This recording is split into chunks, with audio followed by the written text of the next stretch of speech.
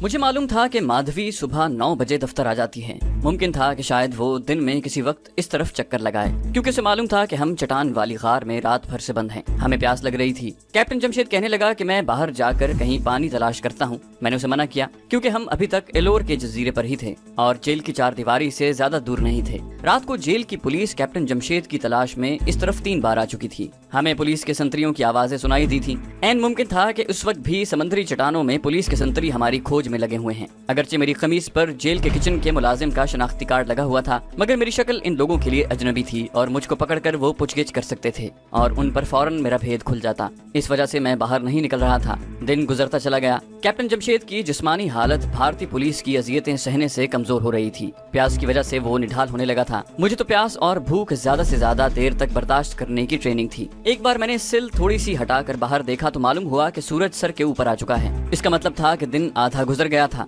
Captain Jamshed भी बड़े सब्र का मुजाहिरा कर रहा था। प्यास से उसकी आवाज कमजोर और खुश्क हो गई थी। गार के अंदर अंधेरे में हम एक दूसरे की आवाज ही सुन सकते थे। इतनी देर तक अंधेरे में रहने से हमें अब एक दूसरे की शक्लों के धुंधले से खाके दिखाई देने लगे थे। दिन का दूसरा पहर भी गुजर गया। भूख और प्यास की वजह से मुझे भी कमजोरी का एहसास होने लगा। तीसरा पहर गुजर रहा था कि हमें ऊपर जमीन पर किसी के कदमों की चाप सुनाई दी। कैप्टन जमशेद ने खुश्क आवाज में कहा, कोई आ रहा है। चाप की आवाज ऐसी थी जैसे कोई छोटे छोटे कदम उठाता आ रहा हो। ये आवाज हमारे सरों के बिल्कुल ऊपर जमीन पर आकर रुक गई। फिर जैसे कोई 2 कदम पीछे की तरफ चला। 1-2 सेकंड की खामोशी छा गई। उसके बाद किसी ने पत्थर की सिल पर ठक ठक की। मेरा दिल खुशी से उछल पड़ा। मैंने कैप्टन से कहा, ये माधवी ही हो सकती है, तुम यहीं ठहरो। मैं तेजी से गड़े में गया और ऊपर सिल को तकने लगा। सिल आहिस्ता से एक तरफ खिसकी और अंदर दिन की रोशनी की किरणें आने लगी। फिर मुझे माधवी की सरगोशी नुमा आवाज आई। उसने मेरा नाम लेकर मुझे आवाज दी थी। मैंने जल्दी से मुंह ऊपर करके कहा, मैं अंदर हूँ, कैप्टन भी मेरे साथ ही है। पत्थर की सिल एक तरफ को थोड़ा सा और सिरकी और माधवी ने एक थैला अंदर लुढ़का दिया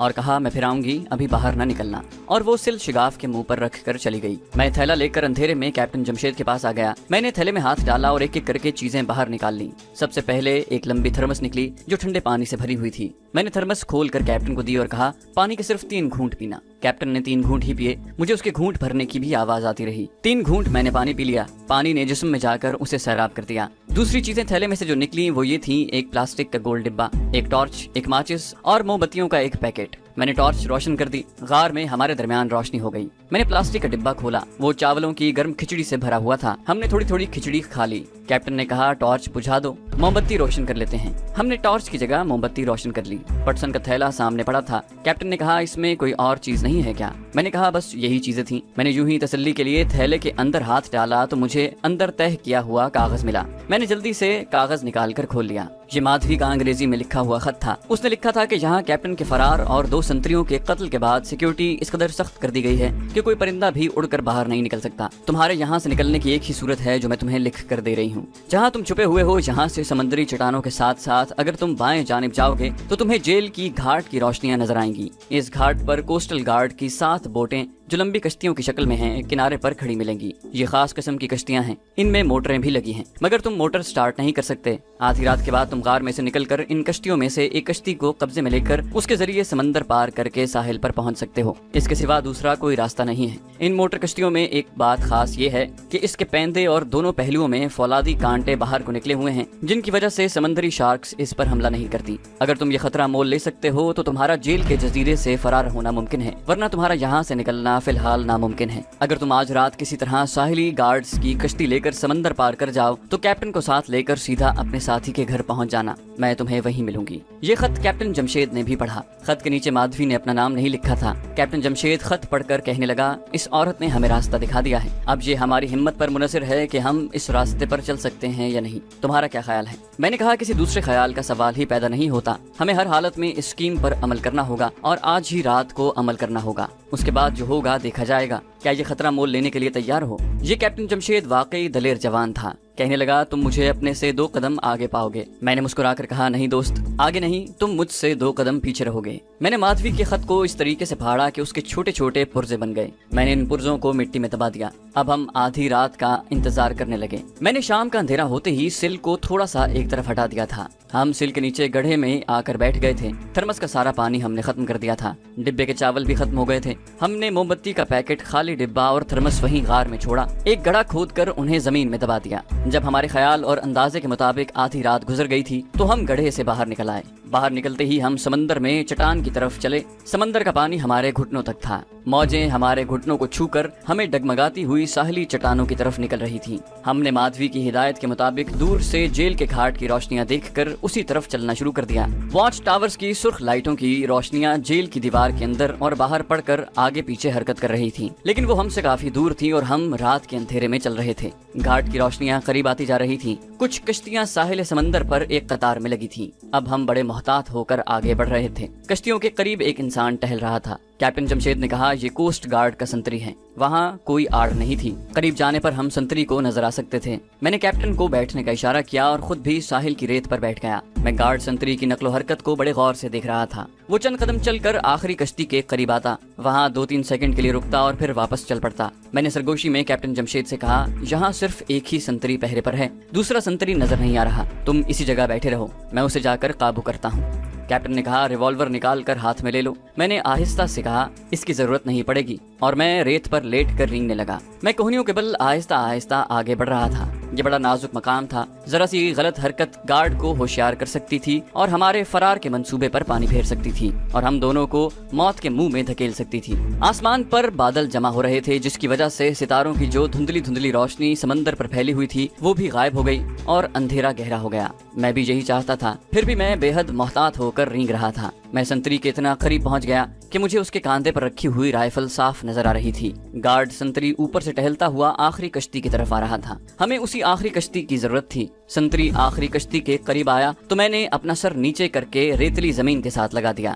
گارڈ آخری کشتی کے قریب آ کر رک گیا۔ میرا خیال تھا کہ وہ اپنی روٹین کے مطابق وہاں 2-3 سیکنڈ رک کر واپس چلا جائے گا، لیکن وہ واپس مڑنے کی بجائے کشتی کے باہر نکلے ہوئے تختے پر بیٹھ گیا۔ پھر اس نے جیب سے سگریٹ نکال کر سلگا لیا۔ میں زمین کے ساتھ لگا اوندھا پڑا تھا اور گردن کو اٹھائے بغیر اس کی طرف دیکھ رہا تھا۔ عجب مشکل صورتحال بن گئی تھی۔ کوئی پتہ نہیں تھا کہ یہ شخص وہاں کب تک بیٹھا رہے گا۔ اس بات کا شدید خطرہ تھا کہ اگر اس کی نگاہ مجھ پر پڑ گئی تو سارا کام چوپٹ ہو جائے گا۔ وہ یقیناً رائفل کا فائر کر دے گا اور دوسرے گارڈ اور پولیس فوراً وہاں پہنچ جائے گی۔ سنتری پتھر کا بت بن کر کشتی کے تختے پر بیٹھا مزے سے سگریٹ پی رہا تھا۔ میں نے گردن موڑ کر پیچھے دیکھا۔ کیپٹن جمشید مجھے نظر نہ آیا۔ مجھے بہرحال اس گارڈ سنتری کے وہاں سے واپس جانے کا انتظار تھا۔ آخر خدا خدا کر کے سنتری نے سگریٹ پھینکا اور اٹھ کھڑا ہوا۔ اس نے سمندر کی طرف ایک نگاہ ڈالی اور سست قدم اٹھاتا واپس چل پڑا۔ میں نے خدا کا شکر ادا کیا اور جتنی تیزی سے رینگ سکتا تھا رینگتا ہوا آخری کشتی کی اوٹ میں چھپ کر بیٹھ گیا۔ میں اندھیرے میں تھا۔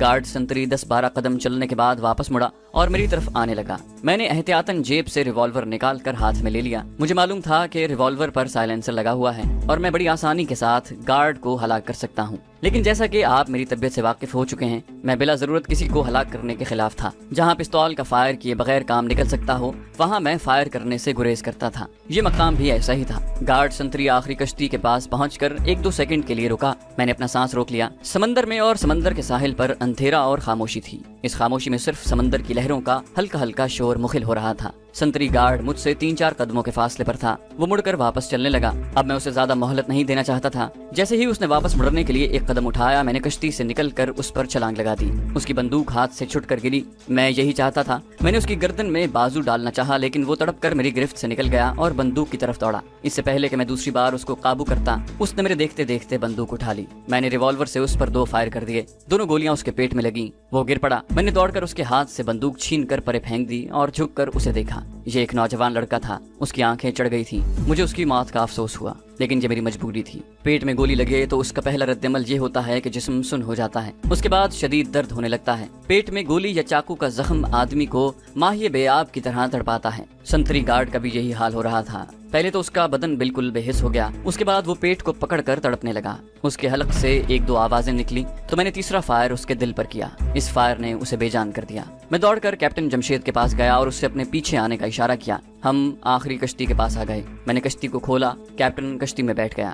کشتی پانی میں ہچکولے کھا رہی تھی۔ اس کے پیچھے موٹر لگی تھی، مگر ہم نے اس کو بالکل نہ چھیڑا۔ اس میں 2 لمبے لمبے چپو پڑے تھے۔ میں نے چپو سنبھال لیے اور انہیں آہستہ آہستہ چلاتا کشتی کو کنارے کی طرف سے کھلے سمندر کی طرف لے جانے لگا۔ ایک موج دور سے آ کر کشتی سے ٹکرائی۔ کشتی موج کے اوپر چڑھ گئی اور پھیل کر دوسری طرف نکل گئی۔ یہ لمبوتری کشتی تھی۔ میں نے کیپٹن کو ایک چپو دیتے ہوئے کہا، اس طرف سے تم چلاؤ۔ ہم چپو چلاتے ہوئے کشتی کو سمندر میں اس طرف لے جانے لگے جدھر دور ایلور گھاٹ کی روشنیاں جھلملا رہی تھیں۔ ساحل کی طرف سے ایک لہر واپس آتے ہوئے ہماری کشتی کو دھکیلتی ہوئی سمندر میں اور آگے لے گئی۔ میں نے چپو چلاتے ہوئے ہاتھ روک کر کشتی کے پہلو پر ہاتھ مارا۔ مادھوی نے ٹھیک کہا تھا، کشتی کی دونوں سائیڈوں میں بڑے بڑے کانٹے باہر نکلے ہوئے تھے۔ یہ شارک مچھلیوں کے حملے سے محفوظ رہنے کے لیے لگائے گئے تھے۔ ہم جتنی تیز کشتی چلا سکتے تھے چلاتے ہوئے سمندر میں کافی دور نکل گئے۔ ایلور جیل کے واچ ٹاور کی روشنی ہم سے دور ہوتی جا رہی تھی اور ایلور گھاٹ کی جھلملاتی روشنیاں قریب آ رہی تھیں۔ کیپٹن جمشید کہنے لگا، ہمیں کشتی ایلور گھاٹ کی گودی سے دور رکھنی ہوگی۔ اس گھاٹ کے سیکیورٹی گارڈ کو میرے فرار کی خبر مل چکی ہوگی۔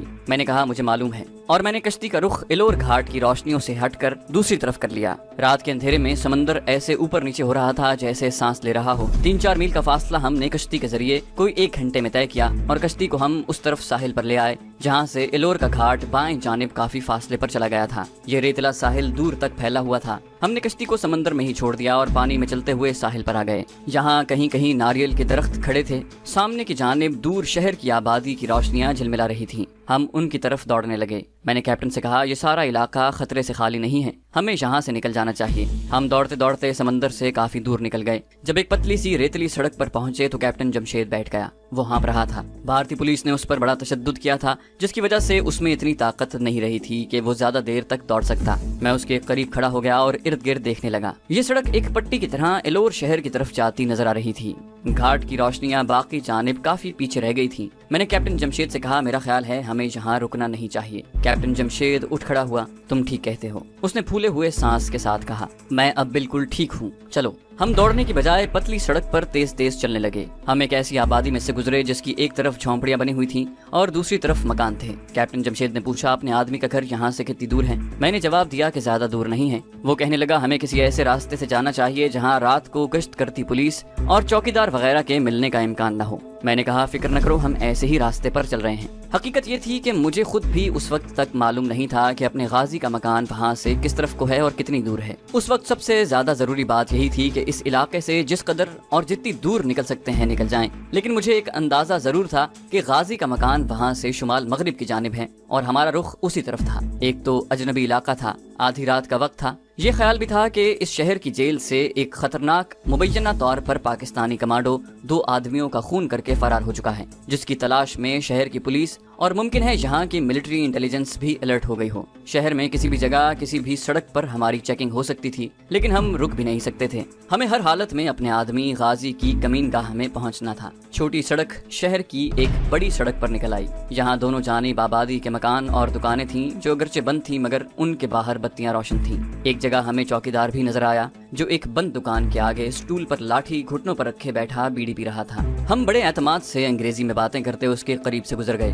مجھے غازی کے علاقے کا نام یاد تھا۔ ایک رکشہ تیزی سے گزر گیا۔ ایک اور رکشہ سامنے سے آتا نظر آیا تو میں نے اسے ہاتھ دے دیا۔ رکشہ رک گیا۔ میں اور کیپٹن جمشید جلدی سے اس میں بیٹھ گئے۔ میں نے رکشہ ڈرائیور کو غازی کے علاقے کا نام بتا کر کہا کہ ہمیں وہاں پہنچا دو۔ رکشہ چل پڑا۔ پھر ایک بہت بڑے مندر کے قریب سے گزرا تو میں نے اس مندر کو پہچان لیا۔ اس مندر کو میں نے دن کے وقت میڈم مادھوی کی سہیلی کی کوٹھی کی طرف جاتے ہوئے دیکھا تھا۔ رکشہ ایک سڑک کو کاٹ کر دوسری سڑک پر آیا تو اس کی رفتار ہلکی ہو گئی۔ پھر وہ رک گیا۔ معلوم ہوا کہ جس علاقے کا میں نے نام لیا تھا یہ وہی علاقہ ہے۔ میں نے جمشید سے پنجابی میں کہا، میرا خیال ہے ہمیں اتر جانا چاہیے۔ ہم دونوں رکشے سے اتر آئے اور اس کو 10 روپے دے کر رخصت کر دیا۔ اس چوک کو بھی میں نے پہچان لیا۔ وہاں سے ایک چھوٹی سڑک جھومرے پٹی کلب کی طرف جاتی تھی۔ اس سڑک پر وہ کوارٹر تھے جن میں سے ایک بوسیدہ مکان میں اپنا غازی رہتا تھا۔ ذرا آگے جا کر مجھے پرانے شکستہ کوارٹروں کی قطار نظر آ گئی۔ میں نے کیپٹن جمشید سے کہا، ہم منزل پر پہنچ گئے ہیں۔ غازی کے مکان کا دروازہ بند تھا۔ آس پاس اندھیرا اور گہری خاموشی تھی۔ آخری کوارٹروں کی جانب سے کسی کتے کے بھونکنے کی آواز آئی۔ میں نے آہستہ سے دروازے پر دستک دی۔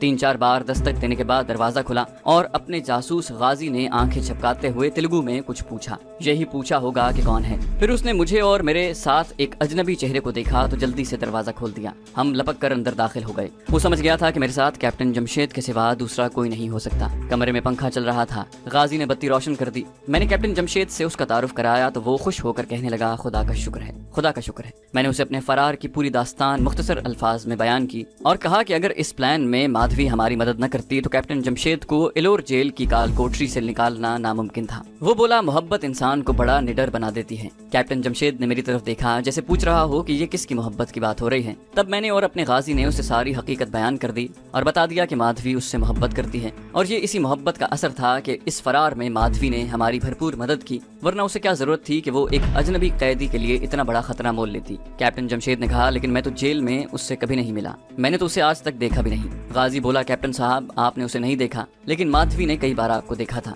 وہ آپ کی بہادری اور وطن پرستی اور حب الوطنی کے جذبے سے بے حد متاثر تھی اور اس وجہ سے اس سے آپ سے محبت ہو گئی۔ بس اب آپ بھی اس کا دل مت توڑیے گا۔ کیپٹن جمشید نے کندھے سے ہاتھ ہلاتے ہوئے کہا لیکن میں اسے کیسے کہہ سکتا ہوں کہ مجھے بھی تم سے محبت ہے جبکہ ایسی کوئی بات نہیں، کوئی خیال میرے دل میں نہیں ہے۔ میں نے کہا بھائی اس عورت کا دل رکھنے کے لیے کہہ دینا، وہ کون سا تمہارے ساتھ شادی کرنے والی ہے۔ کیپٹن جمشید ہنسنے لگا۔ اس کے بعد ہم اسی کمرے میں فرش پر سو گئے۔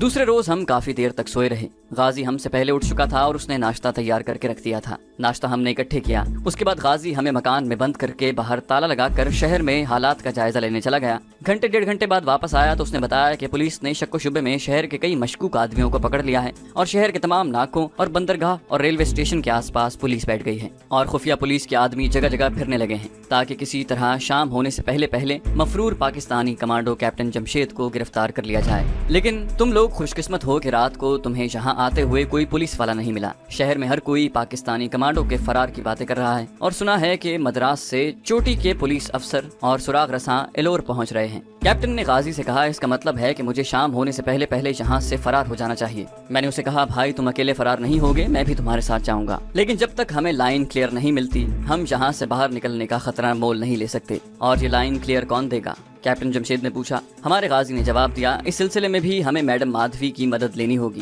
کیونکہ پولیس اس چھوٹے سے شہر میں چاروں طرف پھیلی ہوئی ہے۔ ہم شام تک غازی کے مکان میں ہی بند رہے۔ اس روز وہ جھومرے پٹی کلب بھی نہ گیا۔ جب رات پڑ گئی تو میڈم مادھوی بھی وہاں آ گئی۔ کیپٹن جمشید نے مادھوی کو پہلے نہیں دیکھا تھا۔ جب غازی نے اس کا تعارف کرایا تو کیپٹن شرما سا گیا۔ بہادر آدمی شرمیلے ہی ہوتے ہیں۔ مادھوی نے کیپٹن سے ہاتھ ملاتے ہوئے بڑی شیریں مسکراہٹ کے ساتھ کہا کیپٹن میں یہ کہتے ہوئے بالکل نہیں شرماؤں گی کہ مجھے تم سے محبت ہے اور میں نے جو کچھ بھی کیا ہے وہ صرف تمہاری محبت کی وجہ سے کیا ہے۔ خدا کا شکر ہے کہ تم لوگ جیل سے نکل کر خونی سمندر کو عبور کر کے یہاں پہنچ گئے۔ میں نے کہا لیکن اب زیادہ دیر ہم یہاں رک نہیں سکتے۔ یہ علاقہ ایلور جیل کے سمندر کے قریب کا علاقہ ہے، بہت ممکن ہے پولیس یہاں گھر گھر تلاشی لینی شروع کر دے۔ غازی خاموش بیٹھا تھا، کہنے لگا میرا تو خیال ہے کہ تم لوگوں کو آج رات موقع پا کر یہاں سے نکل جانا چاہیے۔ مادھوی نے کہا یہ کس طرف سے جائیں گے؟ ریلوے اسٹیشن اور بندرگاہ پر تو ہر طرف پولیس ہے۔ غازی نے تجویز پیش کرتے ہوئے کہا میرا خیال ہے انہیں دریا کے راستے پیچھے جنگلوں میں سے فرار ہونا چاہیے۔ مادھوی نے کہا تمہارا کیا خیال ہے کہ پولیس دریا پر نہیں ہوگی؟ میری رپورٹ کے مطابق دریا کے دونوں جانب پولیس موجود ہے اور کوسٹل گارڈ کے 2 موٹر بوٹ دریا میں صبح سے چکر لگا رہے ہیں۔ میں نے مادھوی سے پوچھا پھر تم ہمیں کیا مشورہ دیتی ہو؟ مادھوی نے کچھ سوچ کر کہا تمہیں اس وقت تک اسی جگہ چھپ کر بیٹھے رہنا چاہیے جب تک کہ پولیس تھک ہار کر کیپٹن جمشید کی تلاش سے ہاتھ نہیں اٹھا لیتی۔ غازی نے کہا لیکن مدراس سے تو پولیس کی مزید نفری یہاں پہنچ رہی ہے۔ مادھوی بولی جب کیپٹن جمشید نہیں ملے گا تو مدراس کی پولیس کیا کرے گی؟ وہ کب تک یہاں پڑی رہے گی؟ ایک دن وہ بھی مایوس ہو کر واپس چلی جائے گی۔ غازی کہنے لگا اس سارے عمل میں کئی روز لگ سکتے ہیں اور اس مکان میں کیپٹن جمشید کا اتنے دن قیام خطرے کا باعث ہو سکتا ہے۔ مادھوی نے کہا اس کے چھپنے کے لیے میری نگاہ میں ایک مناسب جگہ ہے، میں اسے وہاں لے جاؤں گی۔ جب حالات ذرا نارمل ہوں گے تو میں خود اسے یہاں سے فرار کرا دوں گی۔ میں نے غازی کی طرف دیکھا، ہمیں یوں لگ رہا تھا جیسے مادھوی اس طرح سے کیپٹن جمشید کو اپنے پاس رکھنا چاہتی ہے۔ اس کے بات کرنے کے انداز سے مجھے ایسا لگا تھا جیسے اس نے اپنے ذہن میں کوئی دوسرا پروگرام بنا رکھا ہے۔ پھر مجھے خیال آیا کہ وہ ایک مفرور قیدی کو اپنے پاس کتنی دیر تک رکھ سکتی ہے۔ میں نے مادھوی سے اس خفیہ جگہ کے بارے میں پوچھا جو اس کے ذہن میں تھی تو وہ سگریٹ کا دھواں چھوڑتے ہوئے بولی تمہیں اس بات میں فکر کرنے کی ضرورت نہیں، جہاں میں تم دونوں کو لے جاؤں گی وہاں پولیس نہیں پہنچ سکے گی۔ غازی نے کہا اگر ایسی بات ہے تو پھر ان دونوں کو یہاں دیر نہیں کرنی چاہیے۔ مادھوی بولی دیر کرنے کی ضرورت ہی نہیں ہے، میں سارا بندوبست کر کے آئی ہوں، میں 10 بجے آؤں گی اور دونوں کو اپنے ساتھ لے جاؤں گی۔ وہ چلی گئی تو میں نے غازی سے کہا کیا ہمیں مادھوی کے ساتھ چلے جانا چاہیے؟ تم ہمیں کیا مشورہ دیتے ہو؟ غازی نے کہا ظاہر ہے وہ تمہیں پولیس کے حوالے تو نہیں کرے گی، کسی محفوظ جگہ پر ہی لے جائے گی، تمہیں اس پر بھروسہ کرنا چاہیے۔ کیپٹن جمشید کہنے لگا ٹھیک ہے میں تیار ہوں۔ رات کے 10:15 بجے غازی کے مکان کے باہر ایک گاڑی آ کر رکی۔ ہم نے کھڑکی کا پٹ ذرا سا کھول کر دیکھا، یہ ایک ویگن تھی جس کی چھت پر سبز اور سرخ بلب جل رہا تھا۔ میں نے بجلی کی روشنی میں پڑھا اس کی ایک سائیڈ پر ریڈ کراس کا نشان بنا ہوا تھا اور نیچے تیلگو زبان اور انگریزی میں ایمبولینس لکھا ہوا تھا۔ مادھوی خود گاڑی ڈرائیو کر رہی تھی۔ وہ گاڑی سے اتر کر مکان کے دروازے پر آئی تو غازی نے دروازہ کھول دیا۔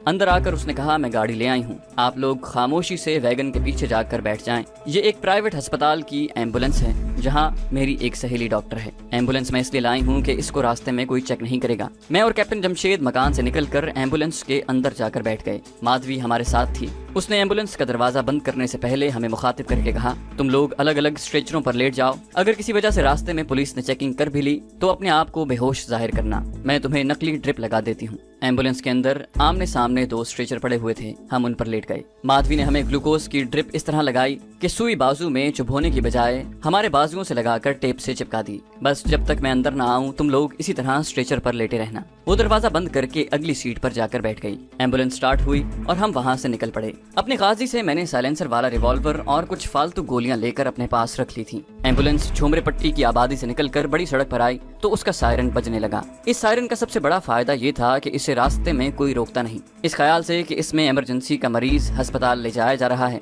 एम्बुलेंस इलोर शहर की सड़कों पर रात के अंधेरे में काफी देर तक दौड़ती रही। एम्बुलेंस में कोई खिड़की नहीं थी। अकबी दरवाजे में जो 2 गोल खिड़कियों वाले सुराख थे उनमें से सड़क की रोशनियां नजर आती रही। काफी देर तक सड़कों पर दौड़ने के बाद एम्बुलेंस का सायरन खामोश हो गया। एम्बुलेंस के अंदर कोई बत्ती नहीं जल रही थी और अंधेरा था। सड़क की रोशनियां अंदर आ जाती थी, अब ये रोशनियां भी नहीं आ रही थी। इसका मतलब था कि एम्बुलेंस शहर की आबादी से बाहर निकलकर गैराबाद इलाके में आ गई है। एम्बुलेंस ने एक जगह थोड़ी देर बाद 2-3 मोड़ काटे और फिर उसकी रफ्तार हल्की हो गई। थोड़ी देर चलने के बाद एम्बुलेंस रुक गई। माधवी ने नीचे उतरकर दरवाजा खोल दिया और कहा, ओके आ जाओ, सब ठीक है। हमने नकली ड्रिप अपने बाजुओं से अलग किए और गाड़ी से निकल आए। रात के अंधेरे में ऊंचे ऊंचे दरख्तों के दरमियान एक कॉटेज का खाका नजर आया जिसके न अंदर रोशनी थी न बाहर। माधवी हमें साथ लेकर कॉटेज के दरवाजे पर आई और बोली, इससे ज्यादा महफूज इलाका सारे शहर में तुम्हारे लिए और कोई नहीं। मेरी सहेली का जो प्राइवेट अस्पताल है उसका ये स्टोर है जहाँ पहले दवाइयों का स्टॉक रखा जाता था, मगर अब ये खाली पड़ा है। स्टोर अस्पताल के साथ ही बन गया है। उसने चाबी लगाकर दरवाजे का ताला खोल दिया।